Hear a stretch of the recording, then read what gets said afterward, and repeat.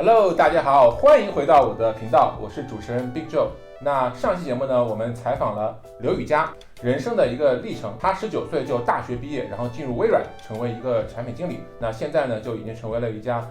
汽车智能公司的一个产品总监。来，刘宇佳跟大家打个招呼。Hello， 大家好。那今天呢，我们继续跟大家探讨一些他的经历以外的一些问题。那我们首先呢，聊一聊关于一些业务方面的问题，就比如说，你觉得一个好的产品经理是什么样的？好呀，我觉得要问这个问题，可能回追到我当时刚转产品经理的时候，我问我老板的一个问题。我当时问了一个同样的问题，我说什么是一个好的产品经理？我应该做什么准备呢？当时我老板直接塞给我一本书，那本书叫什么？那本书叫 Start with Why。然后呢，我老板说你好好看一下这本书，他觉得这是一本可以适用于做所有产品的一个最底层的一个方法论。他其实这本书就是教给大家思考的，我觉得无非就是说看透事物的本质。就是 always ask the why， 因为你只有不断的去问 why 的时候，你才能够为什么你才能够最终能够理解到这个事情本质它的一个精髓是什么，它的这个真正的这个问题是什么。对，我觉得其实就是对自己思考的逻辑的一种不断的一种加深所以我觉得这个技能其实是我至少我 so far 做产品来讲我比较看重的一个技能。对，因为这也是我会在比如说招 candidate 的时候，我会想方设法的去来看他，第一就是说他的思考力够不够深，第二他是不是一个爱主动思考的人。那面试的时候怎么考察呢？抛开这个简历这些不说啊，就是能够证明你基本的一些就是背景，就是我会就是比如说针对一个问题，我会打破砂锅问到底就比如说举个例子问这也是被问烂的一个产品问题，你最喜欢的产品是什么呢？比如说举个例子，当他会说我最喜欢产品是微信，那么就会问他说为什么？然后他说了1、2、3之后呢，我就会说为什么是这1、2、3点？然后他说完理由之后，我就会再问为什么，就反复的问，直到问到为什么？对，直到问到就是实在是他说不出来什么东西了。对，因为你就会发现不同的 candidate 他在回答问题的时候，很大的区别是在于，有的 candidate 他能够从一开始就告诉你一些本质的原因。对，他会非常就是主动的去思考 why，但有的 candidate 那可能就是说更多的是看到一些表面的一些原因。对，所以我觉得这一点是我比较看重的，因为我其实从微软之后，包括我做无人驾驶，一直到现在做 AI， 都是在做一些我觉得还蛮有创新性的一些东西，而且没人做过的，而且是需要对于行业整合蛮多的一个东西，所以我觉得它就已经不再是适用于，比如说举个例子 C 端互联网的一些普遍的一些方法和策略了，它更多的是需要你去真正 understand 你所解决的这个 industry 这个 problem 是什么。这个问题我想深挖一下，就是因为你是做 AI 这个领域的嘛，对，然后 AI 是个新东西，然后 AI 产品经理也是个新东西，就是 AI 产品经理到底是什么意思？它跟一般产品经理有什么区别？然后怎么去定义一个 AI 或者招聘一个 AI 的产品经理呢？我觉得首先第一个区别就在于它带了 AI 2个字，带了 AI 这2个字 means 什么事情呢？是说，我觉得第一就是说我们所要就是设计的这个产品，它背后的实现方式呢，肯定要有 AI 的技术了。这也是广义的，就是 AI 产品经理大家所要做的事情。首先你要 understand 这个 AI 本身 ，AI 包含了什么呢？比如说 computer vision， 比如说 NLP， 比如说什么 knowledge graph， 比如说这个 big data， 然后这些算法层面的一些东西。就是首先你要 understand the tech。就是这个技能，因为我知道很多的产品经理并不需要那么懂技术的，但是听上去 AI 产品经理要相当懂才行。我觉得这个懂啊，有不同层面的懂。我觉得 AI 产品经理首先回答一下为什么他要懂啊，是因为第一你要知道技术的边界是什么，因为产品经理他要定义清楚的是 what。然后这个 what 你还要定义清楚你究竟希望这个 output 长成什么样，你只有 clearly 就是传达了你的标准给 engineer 之后，engineer 才会按照你的标准去开发。所以如果你不懂这个技术本身，第一你没办法定 metrics，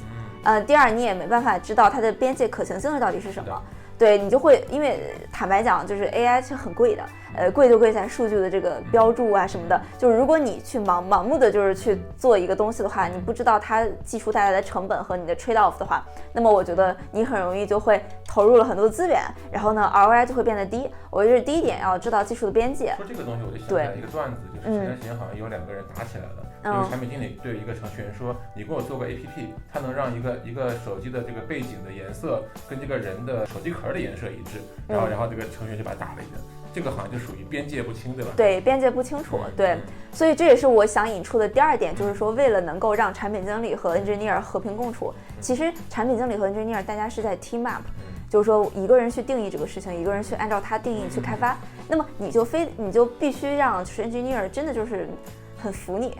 对吧？要不然 engineer 就讲得非常正确，对，讲得非常正确。因为每个 engineer 都很聪明吧，他会觉得你作为一个什么都不懂技术的人，你还要告诉我要做什么，我为什么要听你的？对，所以我觉得这也是说懂技术的产品经理，我觉得很大的一个优势。特别是在 AI 领域。对，你可以很容易的就跟工程师们就是大家打成一片。对，你们因为 speak the same language 嘛。对。所以我觉得这是对于 AI 产品经理来讲的话，你对于 understand basic technology how it works， 我觉得这点很重要，但是你不需要知道怎么去实现它。对，除了知道懂算法，几个不同领域，不管是这个计算机视觉还是推荐系统等等之外，还有什么 AI 产品经理很特别的地方呢？我觉得 AI 产品经理现在就是最核心的一个能力是说要帮助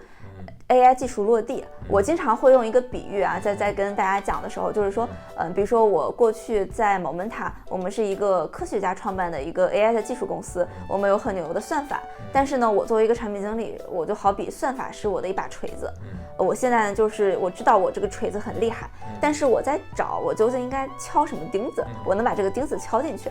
那么这个过程呢，其实就是一个比较难的一个过程，是因为就是说，首先我不知道这个钉子在哪儿，其次我也不知道怎么敲能敲进去，而这个钉子本身其实代表的就是场景，然后场景其实就意味着是这个产业。对，就比如说我现在在做的是汽车智能，我背后的产业就是整车厂、汽车制造，所以说我必须要非常清楚汽车制造这个产业它现今有什么问题，然后呢，汽车这个产业的人他是怎么去思考的，他现在需要什么样子的产品，去帮他解决这些问题。所以我觉得这个是产品经理非常懂的。其实我们就是那个 bridge。这个事情我突然想到一点啊，就是说这个呢，其实跟传统的产品经理有点不一样。传统说你先有一个需求，对，说我先理解用户，我理解用户场景，然后呢再说我要做一个什么产品出来。这边呢是我先有个技术，对，然后再说这技术应用到哪里去。那你这种做法就是跟传统产品经理的方法论稍微有点不一样。那怎么办呢？这个怎么解决这个问题呢？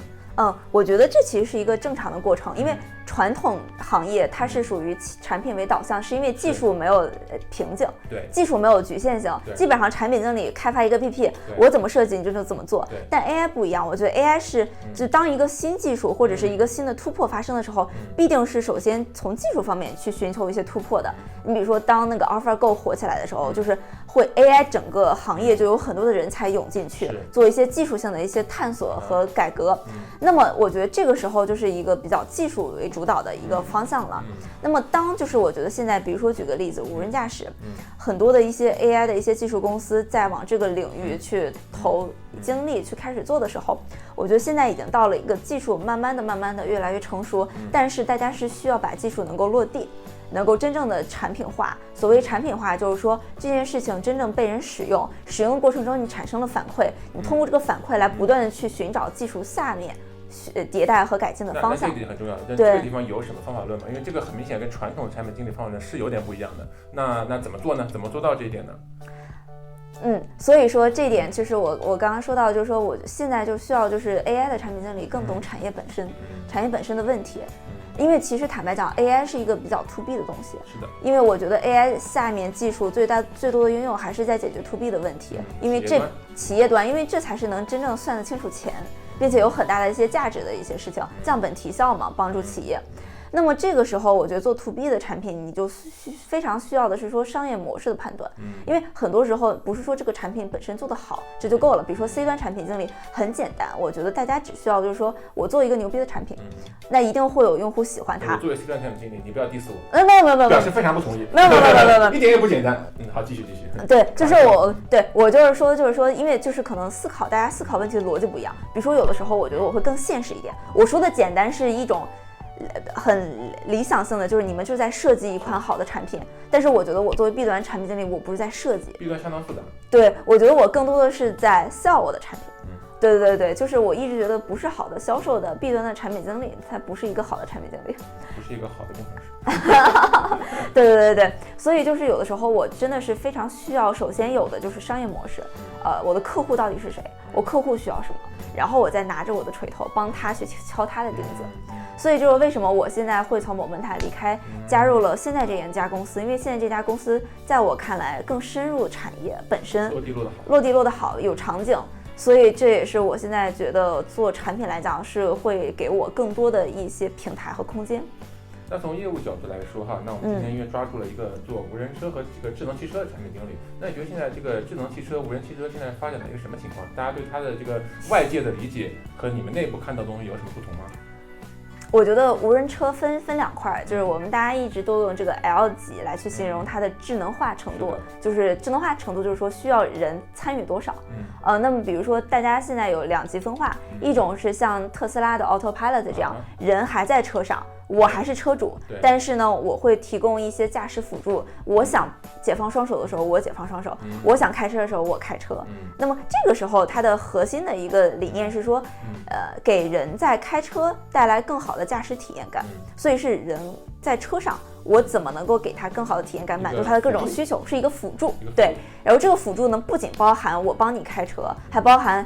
你不开车的时候，我给你更好的娱乐功能。那你比如说一些更好的一些，现在下一步车上的大屏都会上很多的一些 live video，更好的一些体验感什么的。一边开车一边打麻将。对，一边开车一边打电话，一边开车一边 video conference。对。那么我觉得这是一种。然后呢，就是相当于很多人喜欢开车，我不能剥夺他开车的权利，但是我可以让你开车开得更安全，开车开得更开心，让你每天上下班通勤就变得非常有意思。我觉得这是一种。然后我觉得现在这种技术其实都做得蛮成熟的，你就有 Autopilot， 有这种就是说，就是人最终还是要为这个开车负责任的，没错。但是呢，这个汽车给你一些智能化的辅助，对。然后这个事儿听上去非常靠谱，这很靠谱的，对，因为特斯拉已经在干这事儿了，并且下面的很多其他的所有的车型未来都会要上这个功能的。但是这个问题就在于，这个人必须要。他自己必须不能够舍弃这个责任，他必须要把开车的责任死死拿在手上。对，所以这也是现在的一个问题，就绝大多数车主还是不敢完全就是说我不理这个车，所以下面这个本来车也不让他们不理，对吧？本来也是对自己开车，我们只是辅助，对吧？是的，所以现在我们在这个方向解决的一个难题，就是说怎么能够让人更安心，就是说怎么能够让他去 trust， 就是说现在是一个合适的时间，我可以去 relax。是的，对，其实就是在把各种的安全备份做得很好。这是未来的一个方向。还有一种就是走 L4，就是 Waymo 的那种方向，就是说我完全车上没有司机。那我觉得这个的话，未来方向是 Robot Taxi， 就是把这个滴滴司机都下岗。对，这是未来出行的一个方式，就是降低司机的这个运力的人力成本。这个怎么样呢？这个的话，我觉得其实现在大家更多的是在限定场景下的工作，因为坦白讲，未来的这个很多出行，我觉得是需要配合城市基建的改造的。比如说现在的5G 技术、V2X 智慧交通、智慧城市，我觉得只有把整个城市的规划和道路的这种基础建设好了，那么真正没有人的这个车上，这种出行车才能够真正的发挥它高效作为一个运力的一个高效就是运作的这样子的一个功能吧。这个为什么呢？就是说如果只靠计算机视觉和那个传感器，它就是不靠基建本身，它是解决不了这个问题吗？是可以解决的，但是说这个事情就是这样子的，谁来负责任？如果这个事情车厂负责任的话，那车厂绝对会要求它的准确率高达小数点后至少6、7、8个9，就99.9999999，因为它。如果你按照算每年几千万台车，你哪怕0.001%的出事，那也很多。而且我觉得现在大众其实对于整个的无人车的 tolerance 是很低的。你比如说你现在看看现在出车祸的每年多少起事故率，我觉得都能高达至少30%以上了吧。那么无人车只要出一个事故，大家就会揪着这件事情不放，就是因为没有人愿意为他承担责任。那这个责任你觉得就现在技术发展来说，假设我车厂说我要99.6个9。那现在技术离这还有多远？我觉得多远这个问题现在没办法说，就是用一个指标来去衡量，因为这里面有个难点是在于 corner case，就是说无人驾驶是一个很长尾的问题，对你这 corner case 你是永远用不完的。那么所以在前期这个时候，大家的做法是说，我更多是像 Waymo，我们有个安全员。这个安全员可以远程操控它，然后呢，我还是要有人来去盯着它的，因为我觉得就是说，当你想要完全代替人的这个过程之中，你在前期你肯定势必要人去盯着它。如果是理想状态下，所有的人、所有的车都非常的100%这种交通规则，对吧？大家都非常理想，可能还行。但有的时候呢，人也有不遵守交通规则的时候，我也有闯红灯的时候。对，所以这个比较复杂。所以就需要整个的交通管辖，包括一些限定的场景，就我一定要 remove 很多的一些 unexpectancy。对。有意思。所以你刚才讲的，我总结一下，就是说这个有人就是给人做辅助的，哎，这个挺靠谱的。对。然后这个完全的自动的呢，现在还不是完全的这个怎么说呢，非常成熟。然后这个可能会需要一个其他的辅助，包括智慧城市啊等等才能做到。对。这个大概多久？你觉得？我觉得这个可能要配合就是政府政策的支持。所以现在还不知道。对，现在不知道。就如果是说国家愿意，比如说圈一个地儿，这个地儿不能人开车，不能人出现，那我觉得 maybe 这个事情可能会很快就会落地了。对，我觉得这可能要看就是说各方面大家配合的这个程度吧。好，那我们现在再把话题回到你自己身上，就你觉得你的人生中，就是因为你的发展非常的快嘛，就是说大学很快毕业，然后19岁成为产品经理，然后怎样，你为什么会有这么希望自己发展特别快呢？就是比别人都什么事都要比人快人一步，这个动力来自于什么地方？我觉得快可能不是我追求的本质原因，快是一个表象。然后呢，我觉得我追求本质原因是我很喜欢刺激感，我很喜欢挑战，就是我从小就是这样子的一种性格，就是说一件事情让我觉得很难，那么我会特别对它有兴趣，我一定要去就兴奋，就我一定要去 solve it。所以这个为什么我觉得我会一直比别人快，就包括我当时高一就出国了，也是因为我觉得这个没人做过，我就一定要证明我觉得我可以，感觉很适合创业。对，所以说我觉得我最终可能就是自从创业之后，可能就一去不复返了，因为创业你带来的这种获得满足感的刺激，就是你就把你的这个 threshold 给极大提高了。对。好，另外一个就是你现在不知道是不是非常顺风顺水，还是说也有过一些挫折？那么你遇到挫折是怎么样去跨越的呢？坦白讲，我觉得我的人生 so far， 我觉得我遇到的挫折可能只存在于感情上的挫折。工作上是属于指哪打哪是吧？好像我一直从工作学习上都走得还挺顺的。对，我觉得只要我想得到的我都能得到，但唯独就是让我觉得迄今为止有点挫败感，就是可能谈了几场不是那么成功的感情，让我觉得原来有些事情是我自己没办法完全 control 的，只能就是说尽人事听天命了。我觉得其实这对我